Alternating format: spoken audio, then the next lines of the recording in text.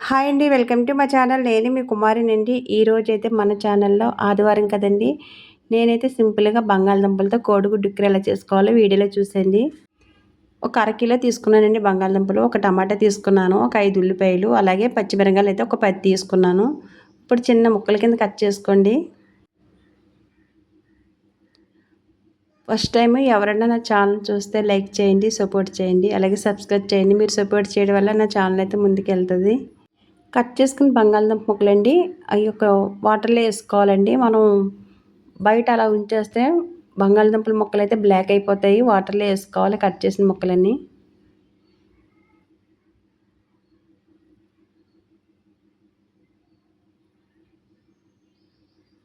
తొందరగా ఉడుకుతాయండి. ఇలా చిన్న ముక్కల కింద కోసుకుంటే తొందరగా కుక్ అవుతది. అందుకని చిన్న ముక్కల కింద కట్ చేస్తున్నాను.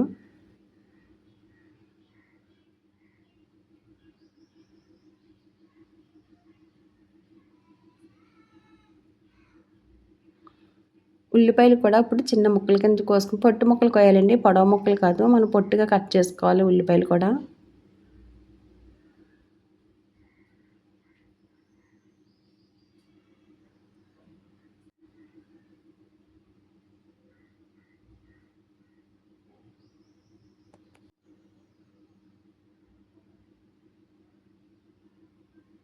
టమాటా కూడా చిన్న ముక్కల కింద కోసుకుందండి. ఒక టమాటా తీసుకున్నానండి సరిపోద్ది. ఎక్కువ వేసుకుంటే బాగోదండి. మనకి కోడిగుడ్డు ఉక్కురు కదండీ! ఒక టమాటా సరిపోద్ది. ఎక్కువ వేసుకుంటే తీపొచ్చేద్ది కూర.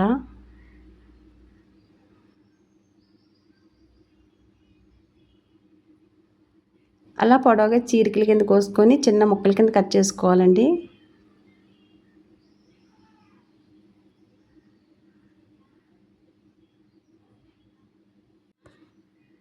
మనం పచ్చిమిర్చి కోస్తున్నాం కదండీ! మనం బియ్యం కడిగిన కొడుగు ఉంటది కదండీ!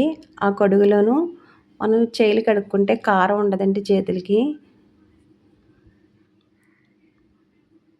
బంగాళదుంపలు నీట్‌గా కడిగేసుకొని ఒక ప్లేట్‌లో తీసుకోవాలండి. వాటర్ లేకుండా చూసుకోవాలి. స్టవ్ వెలిగించేసుకొని మనమైతే మూకుడు పెట్టేసుకున్నాం కదండీ! ఇప్పుడు సరిపడగా ఆయిల్ కూడా యేసుకుందాం.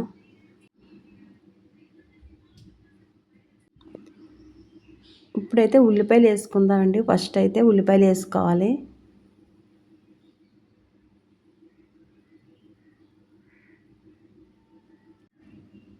టమాటాలు కూడా యేసుకుందాం. పచ్చిమిర్చి కూడా యేసుకుందామండి. ఉల్లిపాయలు, టమాటాలు, పచ్చిమిర్చి యేసుకున్నాం కదండీ! ఇప్పుడు వెంటనే సరిపడగా సాల్ట్ యేసుకోవాలండి. చాలా ఫాస్ట్‌గా ఉడుకుతది మనం సాల్ట్ యేసుకుంటే. మూత పెట్టేసుకుందామండి ఇప్పుడు. అల్లం వెల్లుల్లి పేస్ట్ యేసుకున్నామండి.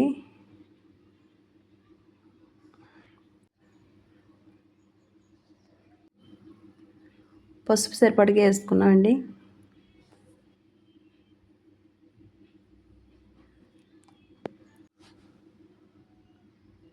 గరం మసాలా, అలాగే పసుపు, అల్లం వెల్లుల్లి పేస్ట్ కూడా యేసుకున్నాం. ఇప్పుడు ఒకసారి గరిటెతో బాగా కలుపుకోవాలండి. ముందుగా కోసి పక్కన పెట్టుకున్నాం కదండీ! చిన్న ముక్కల కింద బంగాళదుంపలైతే యేసుకున్నాం.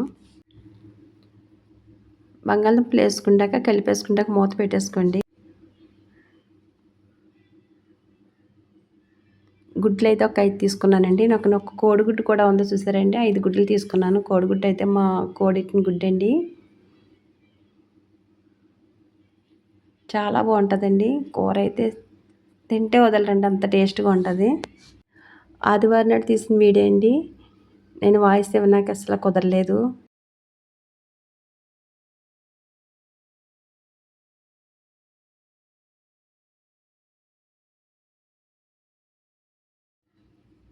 ఇప్పుడు ఒకసారి బాగా కలిపేసుకున్నాం కదండీ!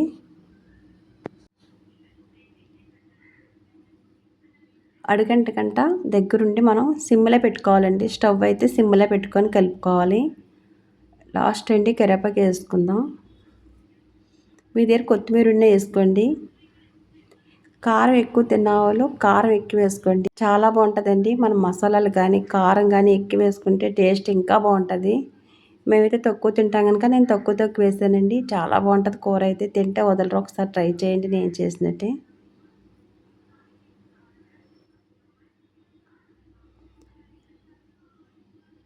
మనం సొర ఉంటుంది కదండీ! పిడిపి చేసుకుంటాం. సేమ్ అలా ఉంటదండి. సొర పిడిపిలా ఉంటది. అంత బావుంటది. మనం చారు పెట్టుకోవచ్చు ఈ కూరతోని. అలాగే పప్పుచారు కూడా పెట్టుకోవచ్చండి. మనకి చపాతీల్లోకి కూడా బావుంటది, రొట్టెలోకి.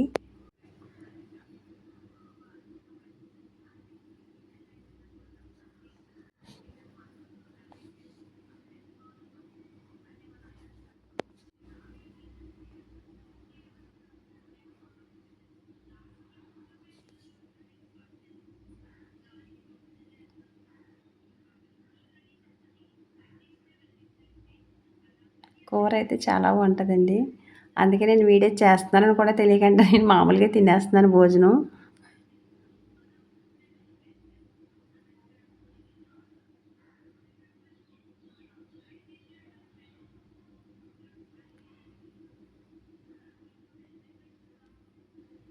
కూర అయితే చాలా బావుందండి. సూపరుంది. లైక్ చేయండి, సపోర్ట్ చేయండి, సబ్స్క్రైబ్ చేయండి. మీరెందుకు సపోర్ట్ చేస్తే నా ఛానల్ ముందుకెళ్తది.